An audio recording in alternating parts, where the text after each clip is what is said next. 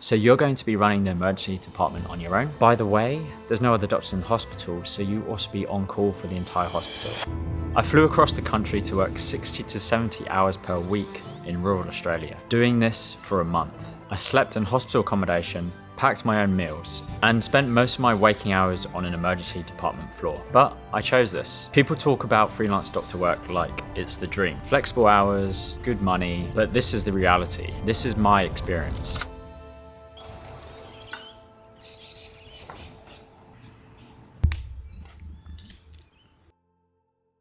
So what actually is freelance doctor work?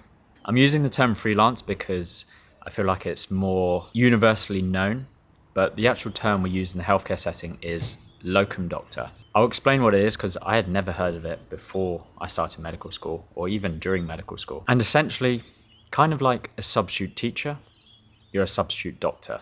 So you're filling in roster gaps, you're going to places where they're in short supply. So it basically means casual contracts, you choose your shifts, and no long-term commitment. In Australia, that means flying to these rural towns where there's a shortage. You can locum in and near cities, but in general, they're usually better staffed, which often means you end up in the arse end of nowhere, like this place that I'm in right now. I book a week, pack my stuff, and go. I've done weeks in the outback, in beachside towns, and now I'm here in rural New South Wales. So how did I end up with this job? I've spoken about this before, how I used to work for the NHS in the UK, got burnt out, didn't like it, left the UK, did the whole cliche thing of traveling Southeast Asia. And honestly, at that time, I was put off medicine entirely. I was kind of convinced I was not going to go back to it when I finished my Southeast Asia trip. I did eventually go home and picked up some shifts there, still a bit lost. So I had one friend who was in Australia, friend from medical school, and he convinced me to go over to Australia to continue. He said it was much better. So I trusted his judgment and I went over. He got me a job.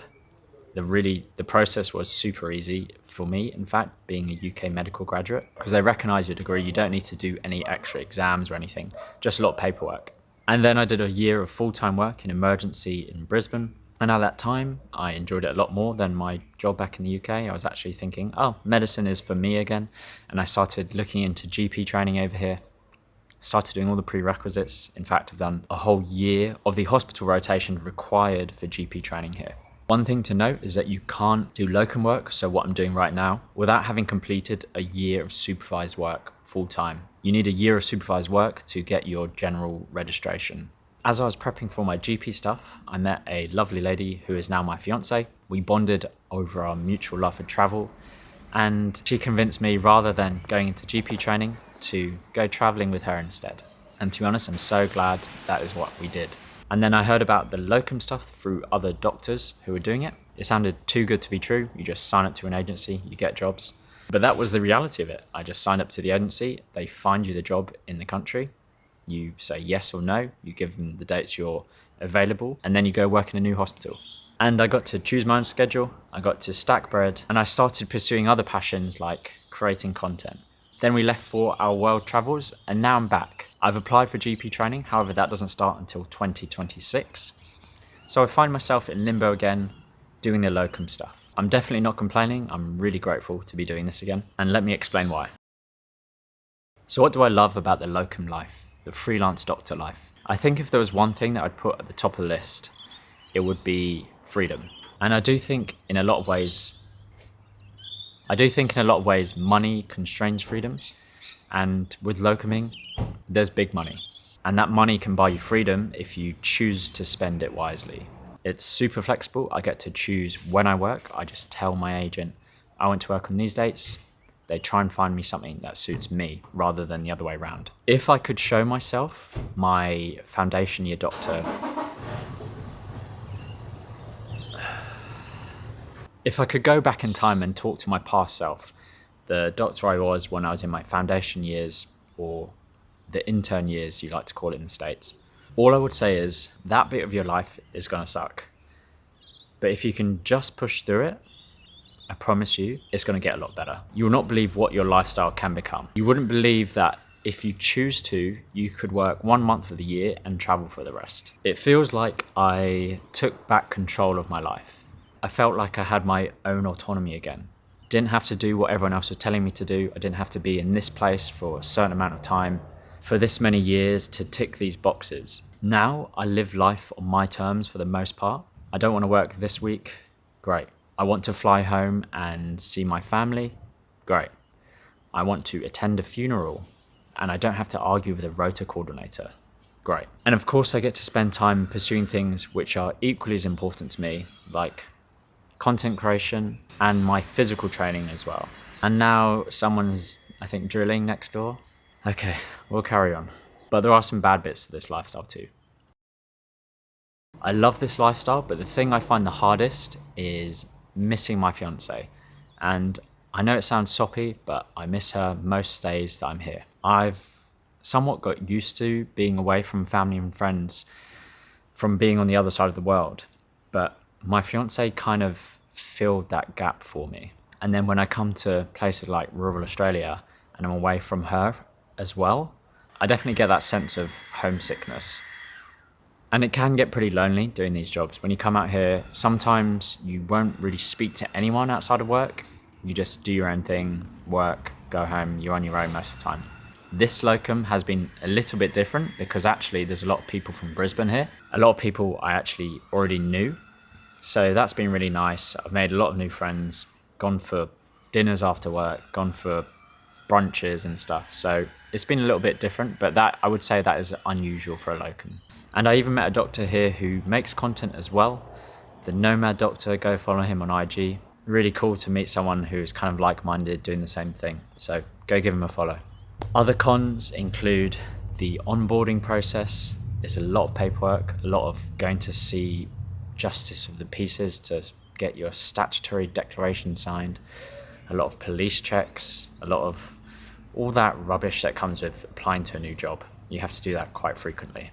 And of course there's the e-learning, there's the hospital online training, which is just time consuming and boring. And then when you do arrive, it's always a new hospital system, so you have to learn how things work. It's not like the medicine changes, but the way hospitals run is always different in different places.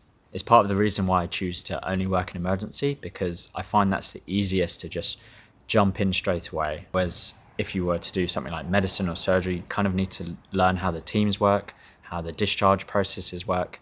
It's always just a little bit more difficult just to jump in as a locum. Accommodation can be hit or miss. This one was definitely a miss at the start because it just hadn't been cleaned when I arrived, which wasn't ideal.